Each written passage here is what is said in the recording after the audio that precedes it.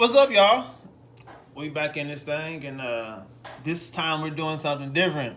I got my homegirl. Say what's up, Toya. Hey. What's up, y'all? Hey, with everything that's been going on in society today, I thought it'd be a good idea to get a different perspective, somebody else's point of view, not just my own.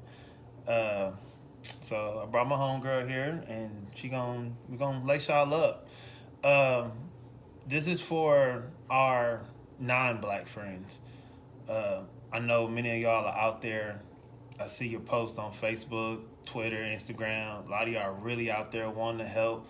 I see the posts of the protests, and I see y'all out there. And here in Austin, blacks, we are what, 8% of the population? I think it's less than that. And so a lot of the people that you see out there protesting are non-blacks, Hispanics, whites, whatever you want to call it. They just not black people straight up. But I was on Instagram the other day, and I saw. Matter of fact, it wasn't Instagram. It was Facebook. So a Facebook group that I follow, Track Stars. They're Christian hip hop, and they posed a question about white blessing, and I was like, what is that? So of course, Google, boom, boom. And so I pulled up this interview, and it was the artist Lecrae. Mm. Him. It's like a gospel, right? Yeah. Well, Lecrae actually doesn't like the title of being a Christian hip hop artist. He actually wants to just be referred to as a hip hop artist. Right. But he is. That's where he started, was with Christian roots, rapping about the Lord. Scripture in his verses, everything, and that's still him. But he just like I'm a rapper. Don't just pigeonhole me in. I mean, I can get down anyway. I just don't. I just choose not to cuss. Choose not to, talk bad about women, glorize drugs and guns and things of that nature. But they had a topic, and they were talking about this white blessing, and basically what it was, there was this a preacher in Atlanta, white preacher, and they were trying to basically reword white privilege. And me personally, I don't agree with it. It's kind of like, you might as well just call a spade, Like, what do you mean by a white blessing? Like, what are you defining that is? Like, when we look at the word blessing, right? It doesn't have a color. No, and the way that they were speaking of it was saying that the white community it's not really worded right when you use it in this context. So that's also why I'm like, I don't agree with it. Because they're saying, in one fashion, they were trying to say that they have been blessed off the backs of blacks being in slavery. And so I'm just like, nah, that's just not cool. You know what I'm saying? Let's just call it what it is. It's there is this unfortunate thing called white privilege. Right.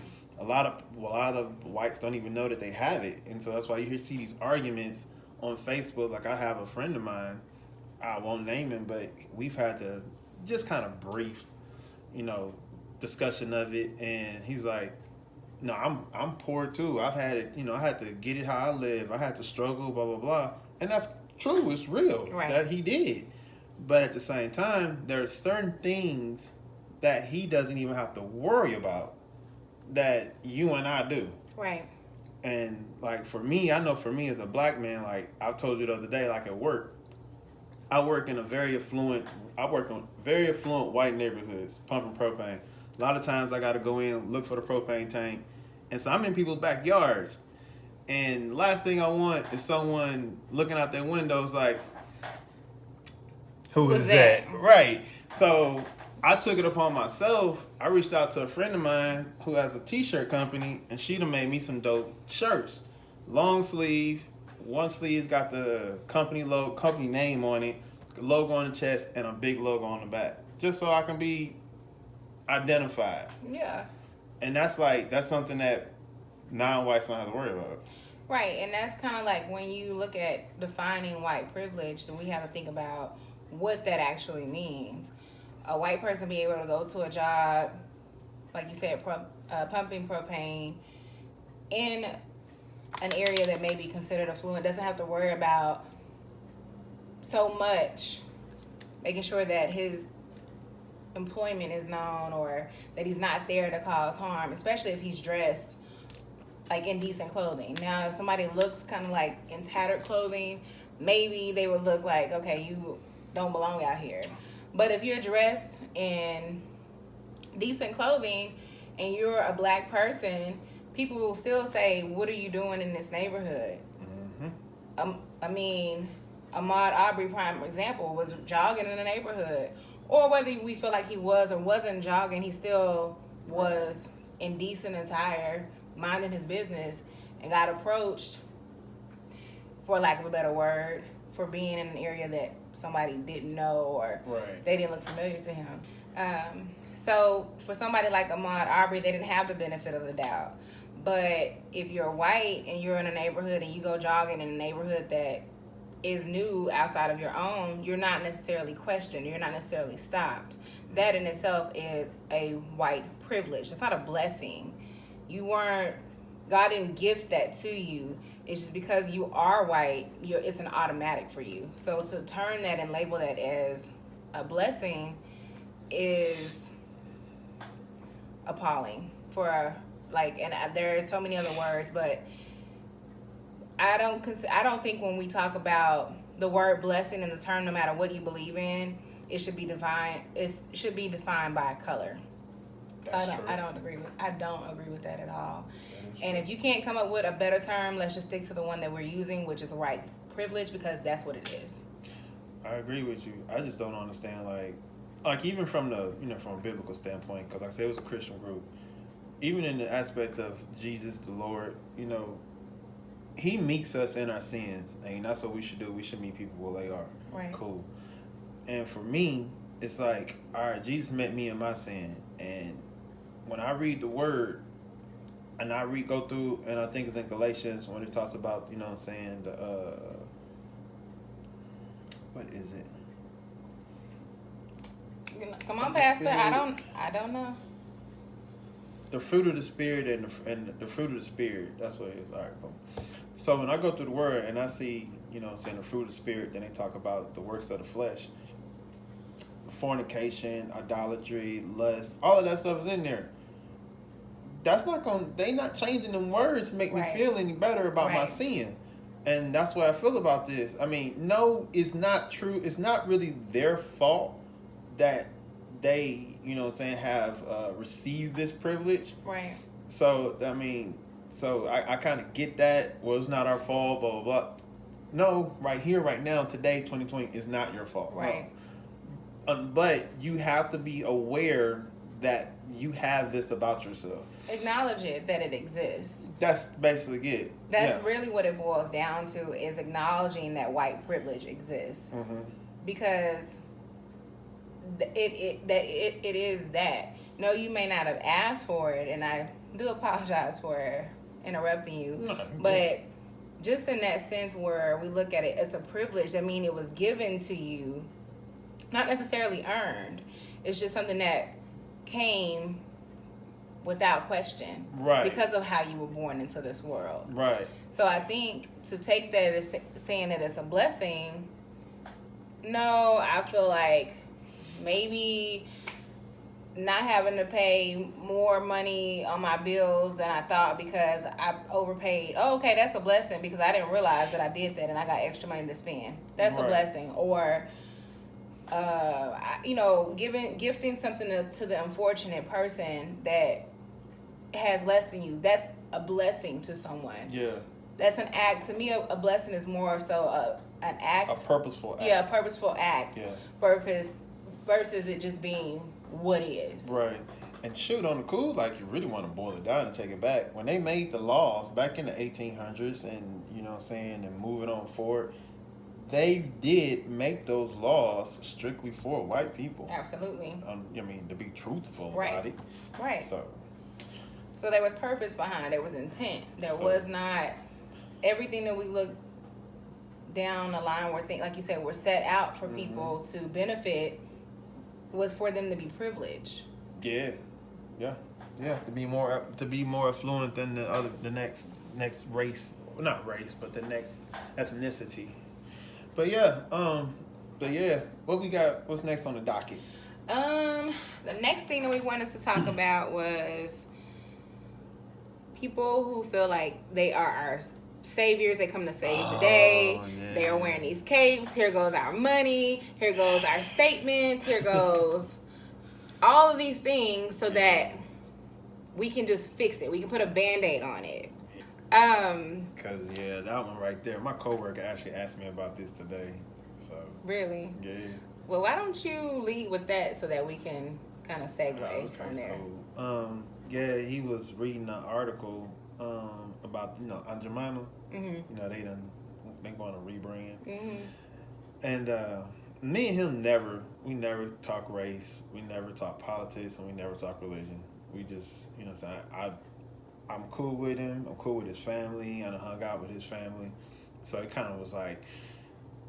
I really want to go there. Yeah. But, I have to keep 100. We here. Yeah, so I have to keep 100. Yeah. And I told him, all this, who was it?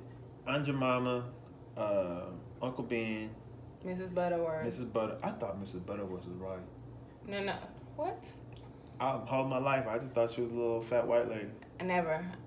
I always thought she was like a black lady that looked like SRO. But with like her hair more. I always thought Mrs. Butterworth was white. I never thought that. But yeah, so. Okay. Mrs. Butterworth. Learn something new every day. For real. Here's some other companies. Quicken Loans making Juneteenth a national holiday. Twitter also. Nike was also Nike, part Twitter, of it. Yeah. you know what I'm saying? And so my thing, I get it. I do, as a black person, I appreciate what they are trying to do. I'll word it that way. Okay. But I'm like this right here. Why take this right here? Why take this? All of this. The whole world protesting. The whole world hollering Black Lives Matter, which we're going to get to that too. Right. The whole world yelling Black Lives Matter for there to be a change. Let's take Aunt Jemima, for instance. They have changed Aunt Jemima over the years. Absolutely. If you read about Aunt Jemima, you know that it comes from a minstrel show. Mm-hmm. For those that don't know what a minstrel show is, back in 1920s, 30s? Yeah. 1920s, 30s. Early 1900s. Yeah, they used to white people used to put on a play, and they would wear blackface, which means they would cover their face in black and leave their lips pink to mimic and to mock black people. Right. That's it. They did whatever the most egregious and disrespectful characteristics there were about black people. They portrayed them in plays. That was called a minstrel show. And so there was a character that came from the minstrel show. Was it Aunt Jemima? Was that her name? No, her name was AJ. Okay. And actually, that same character, AJ, I think is also kind of mimicked in Gone with the Wind. Yes. All right, cool. Mammy. So, Mammy. All right, so you got all of that right there. You know all that. You know all of that is racist. You know it's all biased. So you start your brand based upon this. Then come the 80s, you change the logo. Okay, we're gonna lose the do-rag. We're gonna give her an afro and put pearls on her to make it a little better. Yeah. Okay, she's just a black housewife now. That's it. You're not doing any better. So you were in knowledge of knowing that what you were doing was somewhat offensive to others. Right. So why didn't you change your brand then? Right. Why now? Nike. You've been selling so many shoes to underprivileged blacks for so many years. Spending hundreds of dollars. I won't buy a pair of shoes over 120. I just won't. But my point is that you've been selling all these shoes to these underprivileged kids and making them one and doing any and everything to get them all the way down to killing each other. Yep. But all of a sudden now you want to donate and you want to make this a national holiday. I'm just not. I'm bothered by that. It's what do we call it? Like it's patronizing. That's it. That's what it is. And so that's my stand. That's how I see it. I mean, it's just What's the word? Patronizing. That one. And we have every right to feel that way because these images, the voices of people speaking up in the outcry of George Floyd, Tamir Rice, Eric Gardner, Mike Brown, all of them, plus so many more prior to that, was all an opportunity for somebody to make a change or to take a stand. True. So the difference that I believe today is the social media and its platform and its power to show things in real time.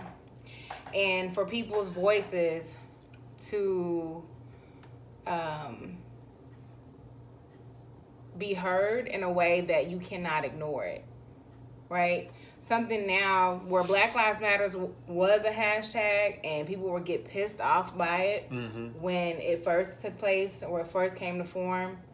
When Ferguson happened, it was like dismissed and it was like, why are you saying that?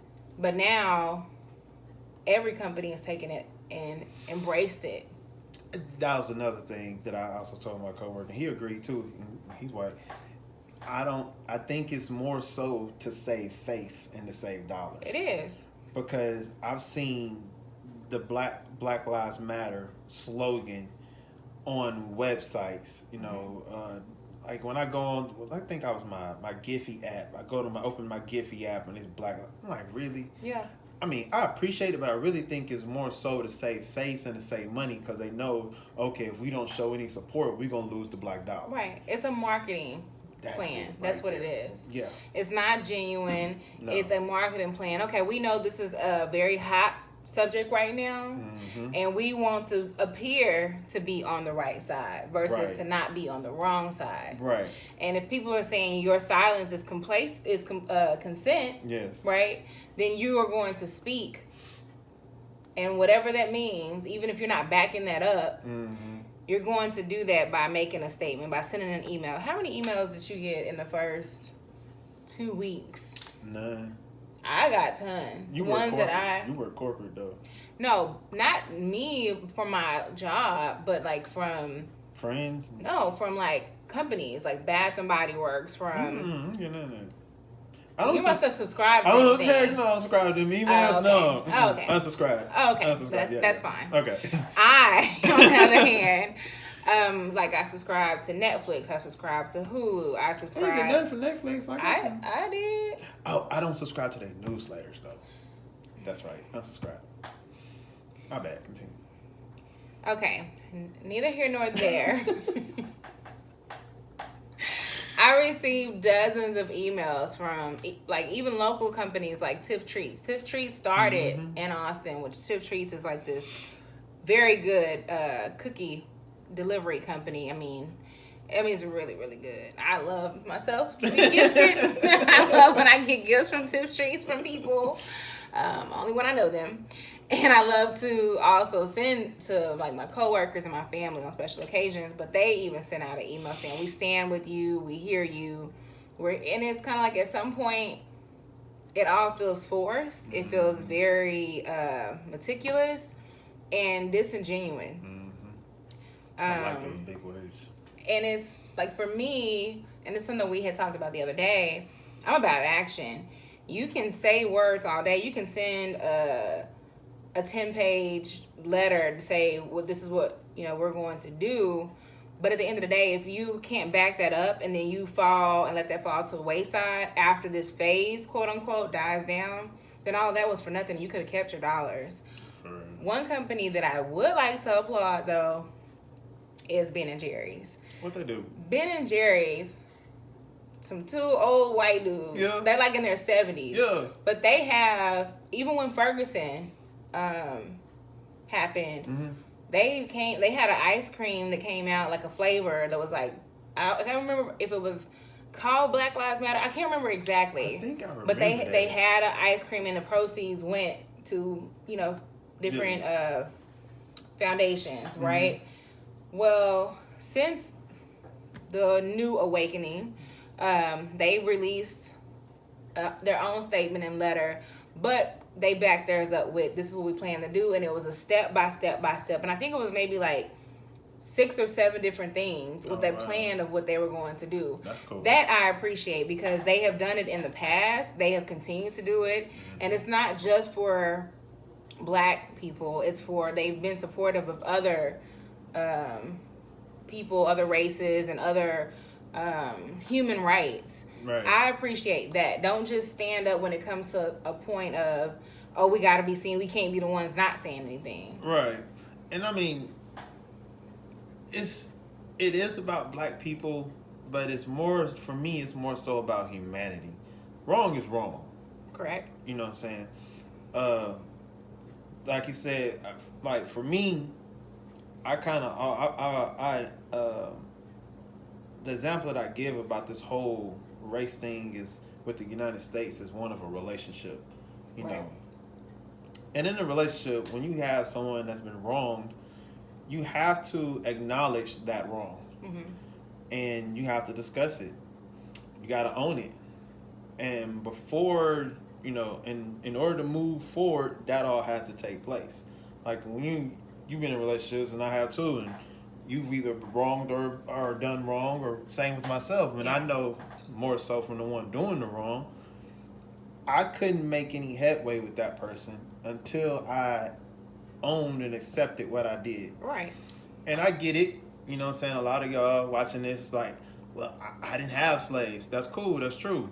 But unfortunately, this is the situation we're in. That's it. Yeah. We just gotta accept it and own it. And basically what we're saying in a gist is just, because I don't know, totally lost track of what I was saying, but will. Just be genuine. Right. We're not charity cases. Right. You know, we don't need a white savior. We need somebody to come and save the day. You know, going up above and beyond because you feel bad. I mean, that's just something that you got to deal with. Right. But to try to be that hero, that's not what we need. We just need someone to be genuine, to acknowledge a right and acknowledge a wrong. If you see somebody doing something wrong, regardless of the race and the color, you know, call it for what it is. Right. Take some action on it. Right.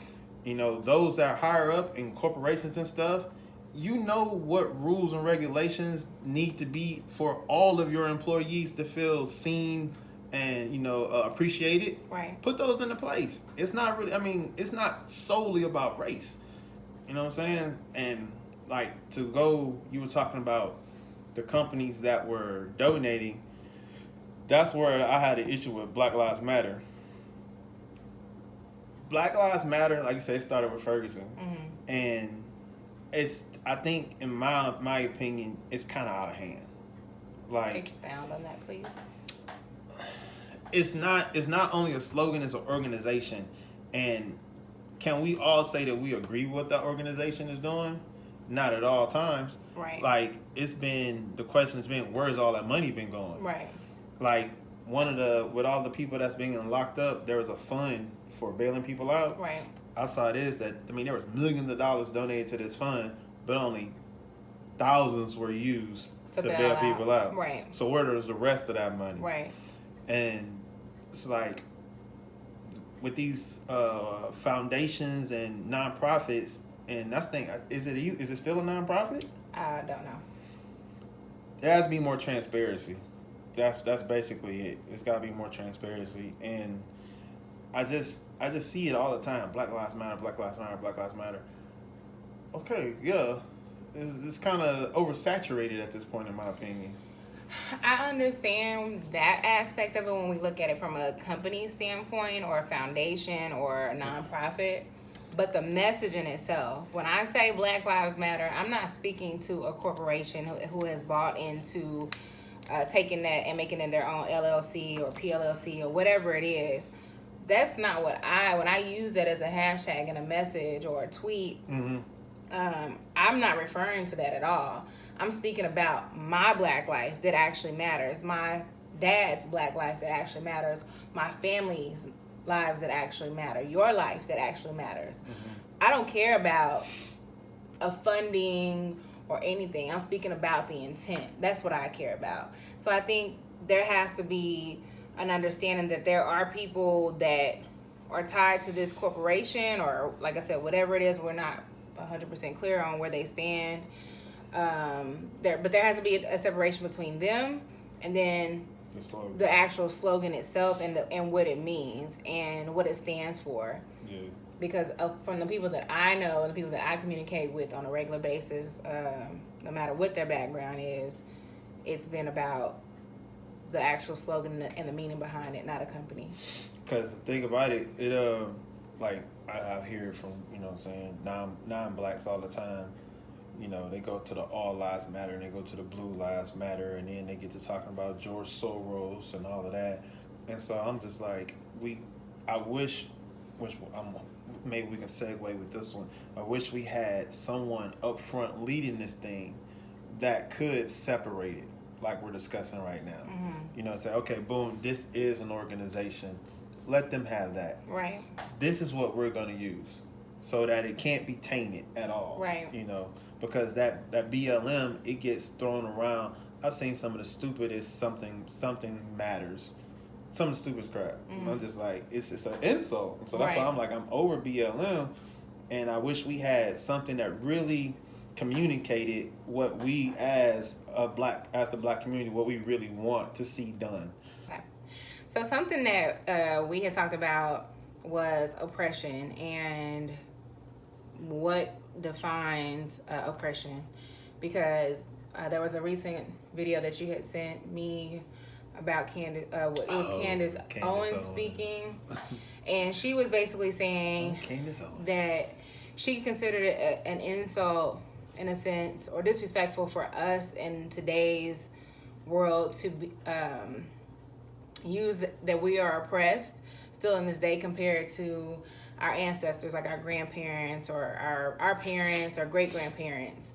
And what I took offense to what she was saying, because by no means do I take what I may feel as oppressed or what I've experienced as oppression in 2020 in comparison to what my great-grandmother, who was born in 1923, experienced. Right. There is no way.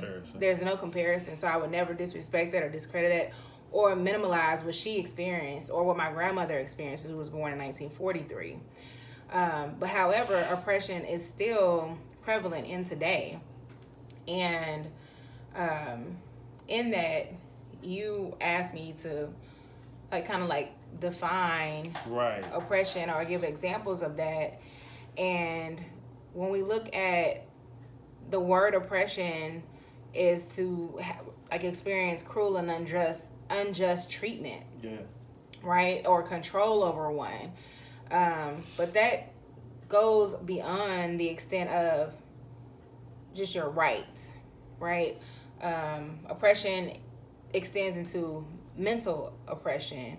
It extends into psychological being oppressed and like things. When I was talking about having to wear a shirt to work, so I won't have to be That is changing your behavior. That's changing things that you would naturally do if you weren't in an area that you felt, okay, for me to be safe, because I know that I am potentially unsafe. Well, why do you feel like you're unsafe? Because I'm black. Right.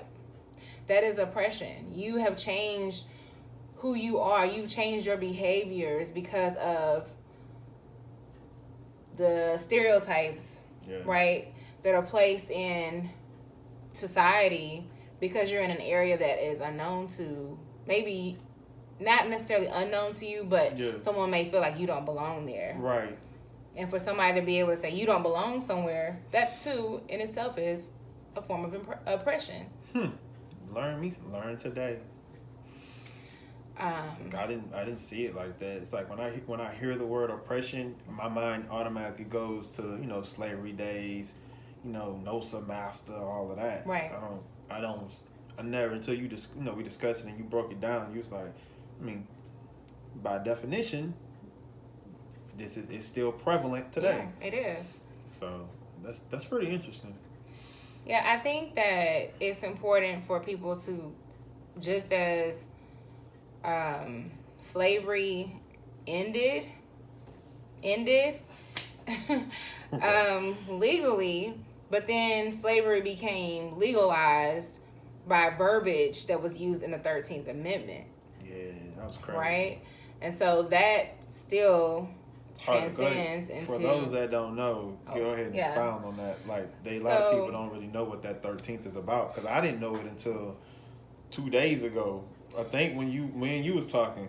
The 13th Amendment basically was to the abolishment of slavery, and that all people were free. But there was a clause in that, in parentheses, literally, was that you were free except for if you were a criminal and you were to be punished. Okay? So that hasn't been amended. That's still today. Present to this day. That's still today. And almost instantaneously, once that amendment became into effect, came mass incarceration. And who was primarily targeted to be incarcerated were slaves. Because, and this is going to kind of deviate, but it all ties together, Black people were never brought to America to be citizens of this land. We were brought here to be a source of economic contributors. The whole reason for the Civil Rights War. That was it. We were here to help make money, but not make money on our own, but to be a tool. Mm-hmm. Okay? And once slavery ended, then there goes your tool that's been helping you make money all this time. So how do we legalize the use of this tool? Well, we arrest them for charges, throw them in prison, and then we make them do labor in prison for a ridiculous amount of times. And we just continue to do that year after year after year after year up until this very day. Yeah. Wasn't it like the laws that they were using? They had their own set of laws that they would use against the blacks. What they call black codes. I haven't researched that yet, but I've heard that term. And my common sense is telling me that's what that was. I'm sure. Even if that's it wasn't not fact called, check, so y'all want to fact check that yourself, but fact check black codes. My assumption is they had these laws, and it was like if you didn't have a job, it was like some menial stuff. They were very, very pinpointed and targeted. Yeah. Even if it wasn't called black codes, that's what it was. Yeah. It was meant to target Black people so that you didn't qualify. Mm-hmm. To whether it was to own land or right. to really be free. There were certain things that you had to meet on a checklist. Right. So, but yeah. I would strongly recommend, a Netflix documentary called 13th. I learned a lot in that. It was very difficult to watch, especially seeing how things all along have been drawn out and outlined for Black people to fail, for Black people to not ever really be free, and how that has trickled or flown into today. Yeah. One way I see it, like I haven't watched the documentary, but just hearing about the 13th Amendment and knowing that they used, they went from free slaves to having us be citizens, and then with the mass incarceration so that they could still have slaves. Right.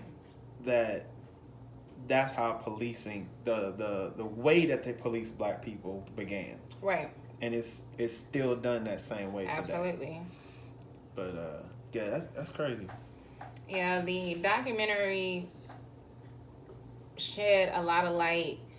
Me growing up in the 90s, being a kid in the 90s, and I see things, and I kind of watched the news with my parents, but not really watch the news because I didn't really want to watch the news as a kid, but kind of vaguely remembering certain things. But this documentary takes back into like when it went from Nixon to Reagan to Clinton, and how the war on drugs itself was really a war on Black people and minorities and people that lived in poverty, and ways to get them into prison. Yep. All along. That's a fact. They admitted to that. Yeah. That's real. Yeah, that is real. And I watched a documentary that was nothing about race. Mm-hmm. It was what was it? It was I think it was a history of drugs or something like that, because it was on Nat Geo or H1, whatever. But I was like mind blown. Like they legit brought drugs in, like purposely brought drugs into the black communities. Absolutely. Crack cocaine was brought in into the black community, so that it could start this engine. Yep. Of the war on drugs. Absolutely. And I was just like, that's just foul. In fact, to add to that, how crack and cocaine are the same thing, but the penalties. They would make the penalties harsher for black people because crack was what was being sold in the black neighborhoods, right? But cocaine was what was being done in all of Hollywood. Every like major party, that's what people were doing. So it was a separation between crack and cocaine, when in actuality it was the same. It's just how one was prepared versus the other. Mm-hmm. But if you were caught with crack, you were definitely more times than likely black. Either you were a dealer of it or you were the person who was a user. Mm-hmm. So users were not necessarily given jail time. They were just kind of used as demonstrations. But it was the dealers, like your hustlers on the street, that served really almost lifelong sentences for very small amounts of crack, as if they were the cartel. Yeah. Still until this day are in jail or in prison or have died in prison, never to see the light of day. Yep. That's what they call, is it systemic or systematic? Which one is it? Systemic. Systemic racism. Yeah. Do you want to talk about systemic racism? Do you want to define that a little bit? Man, I ain't smart enough to do that. Okay. It's just basically systemic racism is just like, it's racism that has been really, it's a fine thread of racism that has been woven into our society. And it's so fine that a lot of people will say that we don't have racism anymore, because now, in my opinion, systemic racism not only affects black people, it basically just affects poor people. Right. And so that's why people are like, there is no more racism. Yes, it is. It's just, unfortunately, it has evolved and it starting to pull other ethnicities into it. But like we just said with the policing, you know what I'm saying, that started back with the slave days, and it's still here, how they police black people. With the war on drugs, I mean, it was purposely brought into the black community, and we can't get it out now. It's still there. I got educated on redlining. You know, here in Austin is crazy. You got the east side of Austin where, and I was watching something else and it kind of hit me to some more, but you got this low, not a low income area, but hood. Yeah. You got the hood. Yeah. And the houses aren't like up to, you know, they aren't the best looking houses, but people have been living there for generations. Like really, like 2-3 generations have been living in East Austin. And so then you get these big developers come in here and they want to, you know, spruce up the neighborhood, so to say. So they buy a lot that, you know what I'm saying, somebody has forgot about, they moved away, and it's out there in the court books. No one's claimed it. Boom, I'm gonna buy it. And what they do, they put up this $400,000 home. Yep. All right, you keep doing that, that drives up the property value. Absolutely. Grows up property value, you got taxes go up. These people been living here for 3 generations, they ain't got that kind of wealth. Right. So therefore, what are they forced to do? They're forced to move. Mm-hmm. And so then the developers keep moving in, putting up these lofts, apartments, businesses, yoga studio, smoothie. Real. I mean, it look great. Ain't gonna lie. All right, dude, that's like, ooh, it does. This is it's fire. Nice. It's nice. shiny. Mm-hmm. But the people that are there, they cannot afford to live there, and this was their home. Right. You know what I'm saying? And it's just, it's you just pushing out people is what it is, and it'd be one thing if like the federal minimum wage is still $7.25. Mm-hmm. So I can see if you want to come here and spruce up neighborhoods and you're gonna try to give people away to make some bread. Right. But that's not happening. That's like, you know, right now you got Chick-fil-A, I think they start off like at 14. I seen McDonald's around town, they pay like 12. that still really ain't no money. It's not. Especially not here in Austin. It's not. Now, maybe back in East Texas where I lived at, Palestine, Tyler, you can get away living in, I remember in Palestine, you can get away living by yourself on a $55,000 income. If you're smart with your money, you'll have no debt. You can do it. You can't do that here in Austin. Absolutely not. The cost of living in Austin is astronomical, and it's not meant for people of color to live here comfortably in the same enjoyment and luxuries as other people. It's just not. Right. And go ahead. Sorry. I also came across something that was very interesting and sad, that the financial gap on an average between white people and black people in America today is the same as it was when the civil rights movement, when Martin Luther King first started. It's very close. So, because I know a lot of people be like, well, y'all just got to get out there and get it. You guys got to grind harder. So basically that gap, yeah, we're making more money. Yes, no doubt. You see black people riding around Benzes, Beamers, absolutely, got big nice houses and whatnot. They're there, but still, white people are still up here. Absolutely, that's what they're saying. That's exactly what it's saying, and that's where systemic racism furthers into the conversation, because systemic means that it's a part of a system. It's a part of a system that black people were not and are still not afforded loans in the same capacity that white people are. For a startup company, black people aren't given the same opportunities. They have to have more capital up front, even to buy homes, than a white person does. Even no matter what their educational background, they still have to spend more money up front, or they have to meet other criteria that whites do not have to. That's a part of a system. Yeah, that's the point where systemic racism is obvious. That's a prime example. And how it has been for a long time.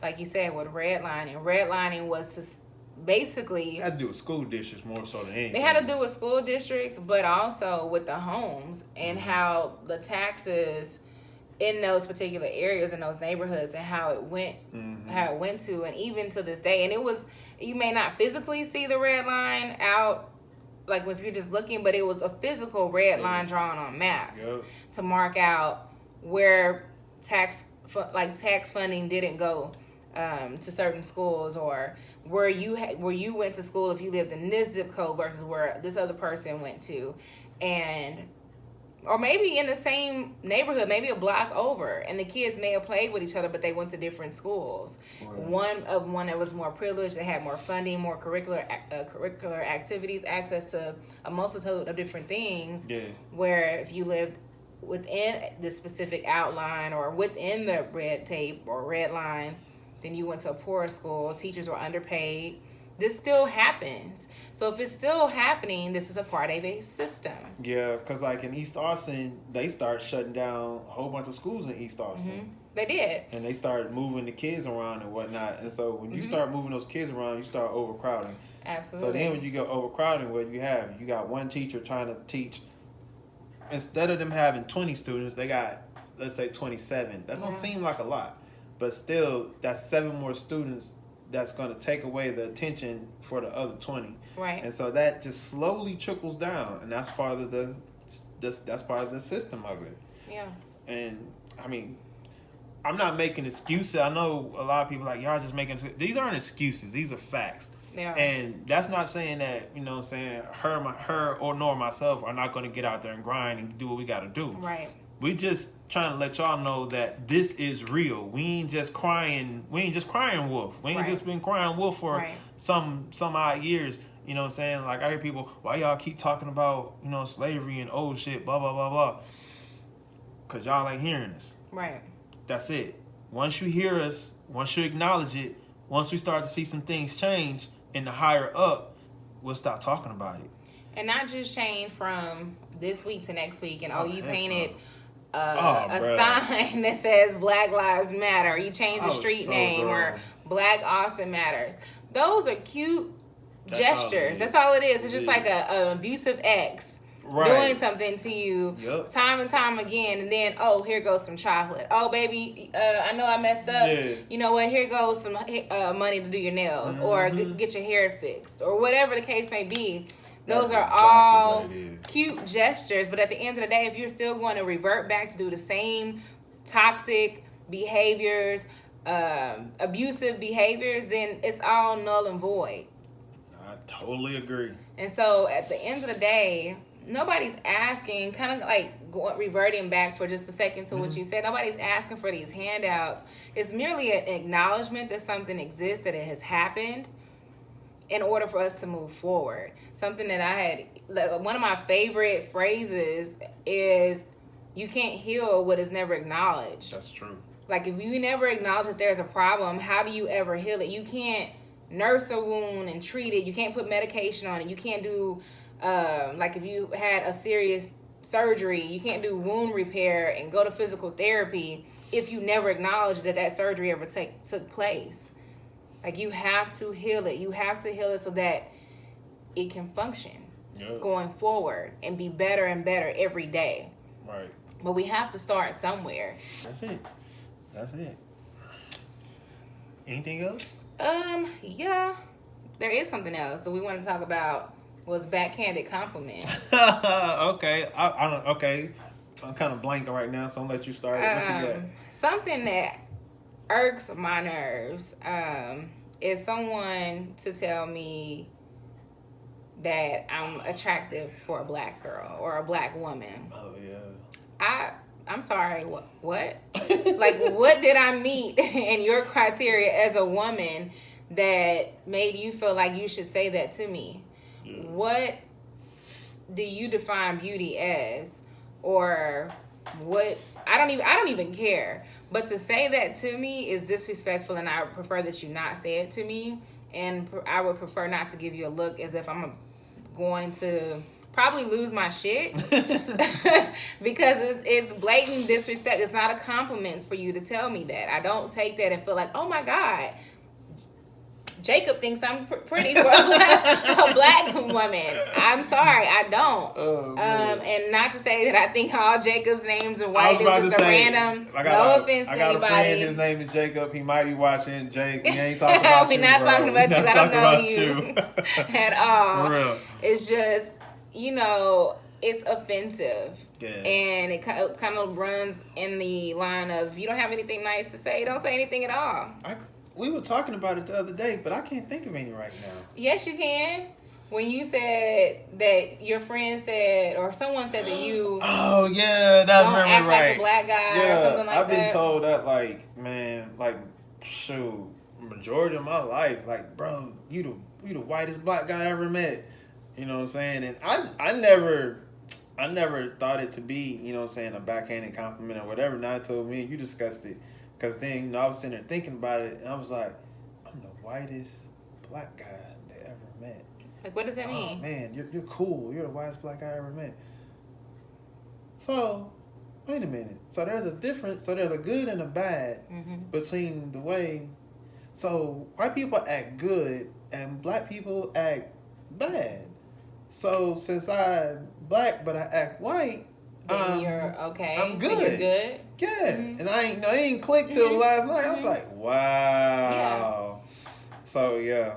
To me, that kind of aligns with a house slave, right, and a field slave, in a sense, because I mean, kinda. Dang. But in a sense, because that's what it was. If you were considered to behave of a certain intellect, or you were fair-skinned, then you met the standards that was okay for you to be around company. Right? Because you blended in. You blended in. And so if somebody to tell you that you're the coolest black guy, white guy, or you don't act, whatever the case, I don't even want to remember the stupidity. To me, it signifies the same thing. Like, black is really not okay, or what do you consider as acting black? Define that for me. Right. So basically, what would it be? Would be like, if I talk, what I'm saying. What's up, shawty? What do? Shit. Well, player, what have you been doing, dog? What's going on now? Huh? Let's get it in. You did. if I talk like that all the time. You know what I'm saying? Which I have my moments. That's what I'm about to say. You can speak that way when you are comfortable around people, or when it's appropriate, and that's a whole nother conversation. I don't even talk like that. Like when I'm around my homies, I really don't. Yeah, I mean, it's to me. I would say when I'm at work, I'm more professional. But if I'm comfortable around somebody, I am who I am. Right. I don't think it's a being black or being white. I think it's really just a matter of being professional or not. Right. And that's it. Or what your experiences are, like culturally, right? You were in the military. Yeah. Right? So is it military? Yeah. Okay. Army 3 years. Okay. Just a little funky. So you've been around different people. You've been around people from different. My whole life. Yeah. So when you haven't just been in one area and you're not just around black people, you're not just around white people, it kind of makes you, I don't want to say more well-rounded, but you've just been exposed to different things. Right. So with that those things you have carried along in your everyday, you may not even have realized that. Right, I'm aware of it. Like I said, I went elementary school was in Southfield, Michigan. Southfield, Michigan is a suburb of Detroit. Everyone knows Detroit is predominantly black. Well, what happened back in the 80s, all the people in the hood, they started working at the plants. They started making money, doing good. So, of course, you want to get your family out the hood. So, everybody started moving north. And so, Southfield was like the next major little city. So, you had a lot of blacks moving out there. So, it was a mixed race school. We had black people. We had whites. I mean, so mixed, though, we got even mixed religions. You had Jews, you had Irks, which is Muslims. Mm-hmm. So you just had this melting pot of kids, elementary school, middle school, and high school. Then I left high school, and I went to college. I went to Eastern Michigan. That's also it was a mixture of kids there. Went to the Army, same thing. And that's just been my whole life, other than when I moved back to Louisiana. And I moved back to my hometown, which is basically, I don't know if Jonesboro is predominantly black or not, because it's a southern town, and it is divided by a train track. Okay. Not so much today. You got people starting to live everywhere, but back in the 80s on back, there was a train track, and the black people on one side, black people on the other side. Creating that division. Right. Probably part of the redlining. Right. What we were talking about earlier. Right. And so, I just, I don't know. I just always I don't know, just carry myself with knowing how to talk, and I guess just knowing that as a black man that I am viewed a certain way, right. That there are certain characteristics that I cannot portray, or I will be lumped into this category. Right. And then I would be looked down upon, even right. though I'm already looked down upon. Right. So that is something it's an unconscious thing. And to even kind of step into that a little bit further, we are also aware in our own community of what we considered as like poor characteristics or mannerisms. And I think it's because when we step into the workplace, mm-hmm. right, or you step into other areas where it's just not black people, you already have a target on you. So you try your best to, for lack of a better word, blend in, and also to make a point that you do belong there as well. Okay. And so if that means that I articulate my words clearer so that you understand me, and that you know that I'm educated, which also something that we talked about is being educated is not always, it doesn't, to me, I don't refer to being educated as your level of degrees or as many degrees as you have. There's a lot of self-educated people. Oh, for real. So I think that's something that we're just aware of, and we know how we are perceived, and so we want other people to know that we're not ignorant. But also to know, just because I may listen to my music a little bit louder than someone else, it just feels so good. It does. I don't want to hear Jay-Z on low. I'm For sorry. real. Like, I just For don't. real. Not the same way that if I'm listening to Sade, I might want to put Sade on a mid-level. Right. And that's my prerogative. I'm not hurting anybody. But that doesn't make me any less uneducated or All gives that me boom. what does that actually mean? And I think those sometimes are stereotypes that when people will say, oh, well, you don't act this way, or it's like, well, how do I act? Explain it to me. Because even when I'm talking to someone that's black, I have a friend who's always like, oh, that's because you went to that white school. It's like, what does that mean? Like, I like to do what I like to do, and I like to do it no matter what somebody may consider as black. I listen to what I like to listen to, no matter what somebody may consider as white. Yep. Hell, one of my favorite TV shows is Friends. Hey, I dig it. One of the whitest shows, like by other people. I got you beat though. What, Seinfeld? Dukes of Hazzard. Okay, he's old. For real, that was one of my favorite shows. But yeah, and that's what I think is important, is to understand. I think if so many people just had that open mind, it's like, it's not a white thing all the time. It's not a black thing. In true cases, yes, there are, when we speak of things like oppression, when we speak of systemic racism. Yeah. But if we just open our mind and had conversations to understand one another, or just open our ears, you mean you have to open your mouth, open your ears, open your eyes to absorb the world around you, we will learn so much more about one another and be able to respect one another, even if you have different views and opinions. For real. Okay. A question was proposed to me about the... Somebody proposed to you? Nah, dog. Nobody want me. Okay, yeah. I didn't think so. About the removal of the statues and the Confederate flag. Okay. So, like I said, my favorite show was Dukes of Hazzard. And, like, I remember watching it as a kid. And then, like, as I get older and I start talking to people, and it's like, you watch the Dukes of Hazzard? That show's so racist. Well, and I'm like, what's racist about Dukes of Hazzard? And then I'm like, well, shit, ain't no black people on the show. So I'm like, what's racist? But no, that's like, they got the Confederate flag on top of the car. I was like, oh, the General Lee?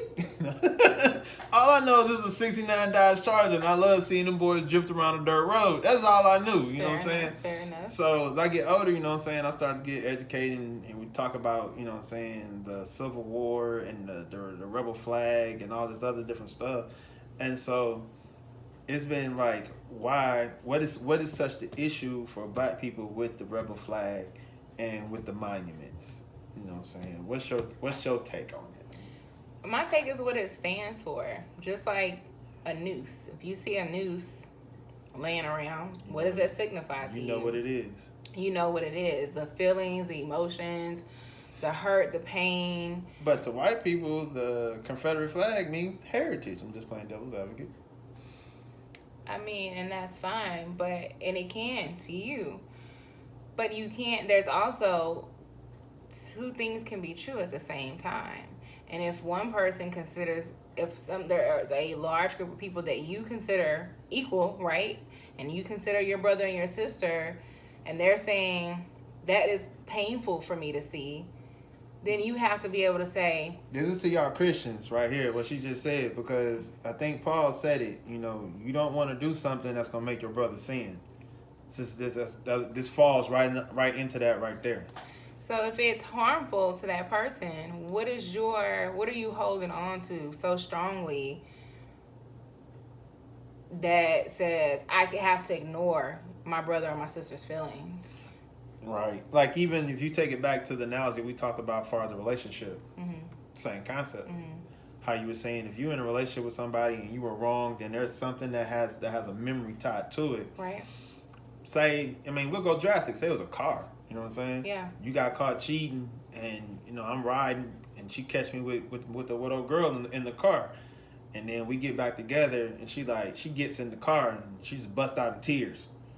I'm like, damn girl, what's wrong with you? I just remember this is the car that she sat in. Why does a lady have to talk like that though? What do you mean? Why she gotta sound like that? I gotta high pitch my voice. What I'm supposed Okay. to? I mean, what she sound do a woman sound like this? I mean, ain't what a woman sound. I hope. I know ain't none of the women I'm dating sound like this right here. You know what I'm saying? Nah. Fine. Anyways, so my point is this: she's in this car, and Yeah. it's just bringing back these traumatic memories. Well, it's a drastic move, but if you want your girl to be comfortable, guess what, buddy? The car gotta go. Car gotta go. Mm-hmm. And it's as simple as that. And then we can negotiate on a new car. How about that? That's Since it. we want to hold on to this Confederate flag and it has some good heritage to you, okay, let's figure out a new flag, a new design that we can use that still represents your heritage and what you want, but also remove, and it is not a reminder of the Civil War and black people that went over to fight in these wars and came back home and couldn't vote and was treated with the utmost disrespect alongside the same people that they fought in wars with. Right. That's what that represents. So it's bigger than that. We can't just acknowledge one part of that. We have to acknowledge all of it. That's it. And same thing with the statues and, whatnot. When you, you see General Lee. I mean, he was the leader of the Confederacy. Absolutely. I mean, the Confederacy, like I said, they were fighting to keep slaves. Mm-hmm. You can water it down however you choose to, but when you finally shake it all up, that's what you get. Mm-hmm. They wanted slaves because it was going to affect their economic wealth, period, point blank. Yeah. So when you see all of these Confederate generals and all these different statues and stuff, that's what it is. And I know people are like, oh, you can't erase history, you learn from it. I presented this argument with somebody and I can't remember what they said, but I took it as far as, okay, if you got one country that invades another and they do capture that country, they don't keep any monuments up of the country that was captured. They don't. So they make new, or they never acknowledge it altogether. That's it. I mean, they read about it in books. Mm-hmm. We're not trying to wipe out history. No, right. Put it in a book. Right. Put it in a book. Put it on a shelf. I mean, at least it's gonna step on some toes, but at least you should have your history. You know what I'm saying? At least it's acknowledged. Right. It's acknowledged. Mm-hmm. Black history has been altered. Like I said, it's gonna be the last topic, but I lied. Uncle Tom just recently found this out today. Mm-hmm. Uncle Tom is not what we think it's to be. Okay, enlighten me. When you hear Uncle Tom, what do you think? Uncle Tom was, to me, always understood as a black person that changed maybe their moral codes or things to appease of the white black population. person trying to be white. Yeah, and not necessarily trying to be white, but more so, like I said, to fit in and change like their normal. And I don't necessarily say behaviors, but just characteristics that would be defined as black. That wasn't Uncle Tom. That's not the original Uncle Tom. Okay. Uncle Tom was a strong black man who stood for something. Okay. There was actually a white woman that wrote a book. I can't remember her name. I just found this out today. But she wrote a book about Uncle Tom. Mm-hmm. Y'all can fact check this yourselves, and I encourage you to check on it too, because it's like, and this is like when we talk about how we were just saying that's why I brought it up, because our history has been erased and our history has been changed, because that ain't Uncle Tom. Uncle Tom was a strong black man. He was kind of like one of his name. He actually was a person, but you had others throughout different plantations. They were kind of the pillars, I think I remember. Fact check this anyway. How it got conscried was through minstrel shows. Okay. They started depicting Uncle Tom as what we know it to be now. Okay. And like I told you earlier, minstrel show, that's a play where white people dress up in blackface and they portray the worst stereotypes of black people. Yeah. And so this is a major thing. Yeah. Like we have talked bad about, you Uncle Tom. You know what I'm saying? That's not it. Well, and that kind of goes into something else that I had talked to someone else about, and that was also mentioned by James Baldwin, is categorizing Black history. Black history is American history because it took place in America. Oh yeah. So having our 1 month Oh man. which is completely bogus. But having that 1 month to celebrate or acknowledge is not enough. And it should never be simplified for 1 month because it's American history. Black people, Black Americans would not exist. That word, that simple thing of Black American would not exist if Africans were not brought to America. So we cannot continue to separate and say that's Black history. No, it's all of our history. Mm-hmm. And that's a big part of like what you said. It's like it's been watered down. Let's just kind of like skim through it. Let's give y'all 28 days to talk about MLK, talk about Rosa Parks and Malcolm X, and then March 1st, we don't want to hear about it anymore. Morgan Freeman, I've seen it on Facebook.